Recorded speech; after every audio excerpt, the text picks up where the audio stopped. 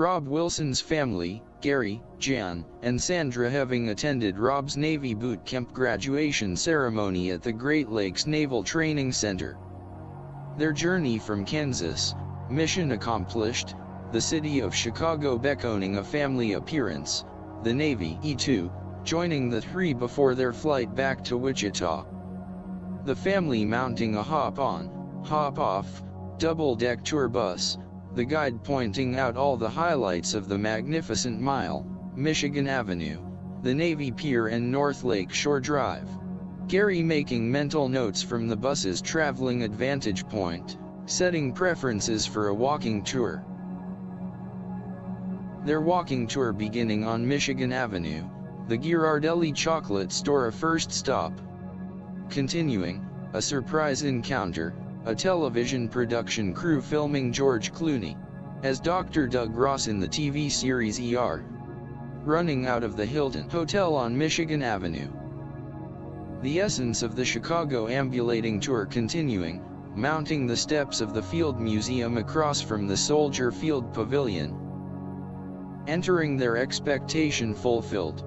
Center foremost was the skeletal remains of T-Rex, a Tyrannosaurus rex from the Cretaceous period, 66 million years ago, standing exactly as portrayed on the Hollywood screen. Continuing upstairs through the various rooms and exhibits. The atmosphere and smell of the museum bringing back childhood memories of Gary's monthly visits to San Francisco's Golden Gate Park, and the Academy of Science, with its planetarium and natural history museum.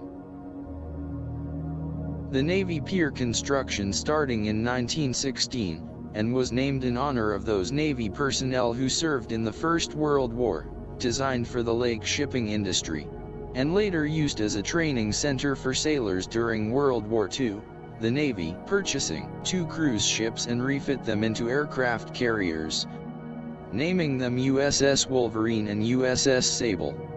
Together, the ships would help to qualify 18,000 pilots for carrier takeoffs and landings, including the future President of the United States, George H.W. Bush, and legendary U.S. Marine Corps Flying Ace and Medal of Honor recipient, Colonel James L. Sweat. Through the years, the pier transposed into a public works, and then the latter half of the 20th century, an ongoing lake touring industry began, shops, culinary and an understandable tourist attraction, with a carnival atmosphere.